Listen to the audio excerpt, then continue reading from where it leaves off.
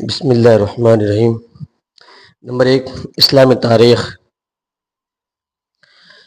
حضرت یونس علیہ السلام حضرت یونس علیہ السلام اللہ تعالیٰ کے برگزیدہ نبی اور انبیاء بنی اسرائیل میں سے ہیں۔ آپ علیہ السلام کی پیدائش عراق کے مشہور شہر نینوا میں ہوئی۔ اللہ تعالیٰ نے آپ علیہ السلام کو اسی شہر کی ہدایت کے لیے نبی بنایا تھا۔ یہ قوم کفر و شرک میں مبتلا ہو گئی تھی۔ آپ انہیں ایک عرصہ تک ایک اللہ کی عبادت کی دعوت دیتے رہے، مگر انہوں نے آپ کی دعوت کو قبول نہ کیا، کفر و شرک پر جمے رہے اور آپ کا مذاق اڑایا۔ جب عام طور پر ایسا ہونے لگا تو حضرت یونس علیہ السلام ان کے لیے عذاب الہی کی دعا کر کے وہاں سے روانہ ہو گئے۔ آپ کے بستی سے روانہ ہو جانے کے بعد قوم پر عذاب الہی کے آثار دکھائی دینے لگے۔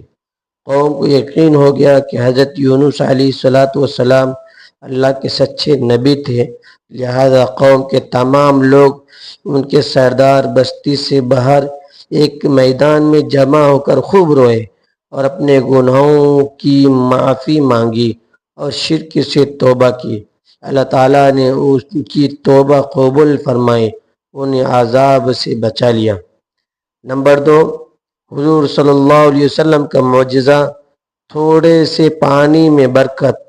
حضرت زیاد بن حارث رضی اللہ تعالیٰ عنہ فرماتے ہیں کہ ایک سفر میں آپ کے ساتھ تھا۔ دوران سفر آپ صلی اللہ علیہ وسلم نے مجھ سے پوچھا، اے میرے بھائی، میرے پاس کچھ پانی ہے؟ میں نے عرض کیا، ہاں، مشکیزے میں ہے، مگر تھوڑا سا ہے، وہ آپ کو کافی نہ ہوگا۔ تو آپ نے فرمایا، اس کو کسی برتن میں نکال کر میرے پاس لے آؤ۔ چنانچہ میں گیا اور ایک برتن میں نکال کر لے آیا۔ آپ نے اپنا دست مبارک اس میں رکھا۔ میں دیکھ رہا تھا کہ آپ کی انگلیوں کے درمیان سے پانی کا چشمہ فوارے کی طرح پھوٹنے لگا اور پھر سب نے اس سے وضو کیا۔ طبرانی کبیر۔ ان زیاد بن حارث رضی اللہ تعالیٰ عنہ۔ حدیث نمبر 3، ایک فرض کے بارے میں سب سے پہلے نماز کا حساب ہوگا۔ رسول اللہ صلی اللہ علیہ وسلم نے فرمایا، سب سے اول جس چیز کا بندے سے قیامت میں حساب ہوگا وہ نماز ہے۔ اگر وہ ٹھیک اتری تو اس کے سارے اعمال ٹھیک اتریں گے، اگر وہ خراب نکلی تو اس کے سارے اعمال خراب نکلیں گے۔ انس رضی اللہ تعالیٰ عنہ۔ نمبر 4، ایک سنت کے بارے میں، گناہوں سے توبہ کرنے کی دعا۔ حضرت ابو موسیٰ اشعری رضی اللہ تعالیٰ عنہ فرماتے ہیں کہ رسول اللہ صلی اللہ علیہ وسلم دعا مانگتے تھے، اللہم اغفر لی جدی وہزلی، اے اللہ میرے جانے انجانے گناہوں کو معاف فرما۔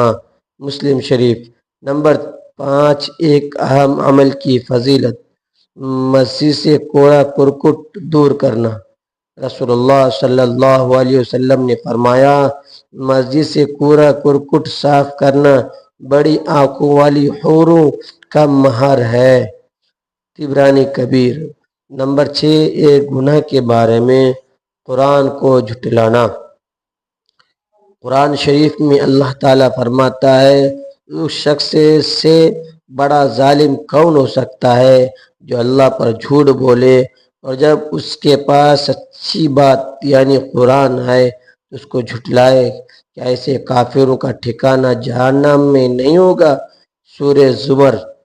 نمبر 7، دنیا کے بارے میں، رزق حکمت خداوندی سے ملتا ہے۔ قرآن شریف میں اللہ تعالیٰ فرماتا ہے، اگر اللہ تعالیٰ اپنے سب بندوں کے لیے رزق میں زیادتی کر دیتا تو ضرور زمین میں فساد کرنے لگتے، لیکن وہ جس قدر چاہتا ہے اندازے کے مطابق روزی اتارتا ہے اور وہ اپنے بندوں سے باخبر، ان کو دیکھنے والا ہے۔ سورہ شورى۔ نمبر 8 آخرت کے بارے میں 40 سال تک عذاب۔ رسول اللہ صلی اللہ علیہ وسلم نے فرمایا جہنم میں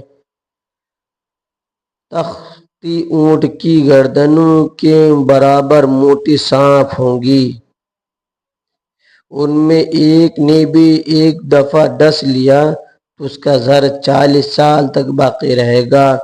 اسی طرح جہنم میں حاملہ خچروں کے مانند موٹے بچھو ہوں گے، ان میں جو کوئی ایک دفعہ ڈسے گا اس کی تکلیف 40 سال تک محسوس ہوگی۔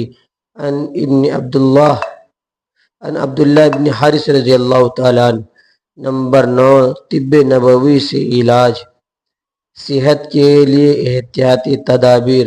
حضرت ابن عباس رضی اللہ تعالیٰ عنہ فرماتے ہیں کہ رسول اللہ صلی اللہ علیہ وسلم کھانے پینے کی چیزوں میں پھونک نہیں مارتے تھے اور نہ برتن میں سانس لیتے تھے۔ ابن ماجہ۔ فائدہ، اطباء کہتے ہیں کہ جو ہوا سانس کے ذریعے باہر آتی ہے اس میں مرض کے اعتبار سے لاکھوں جراثیم ہوتے ہیں۔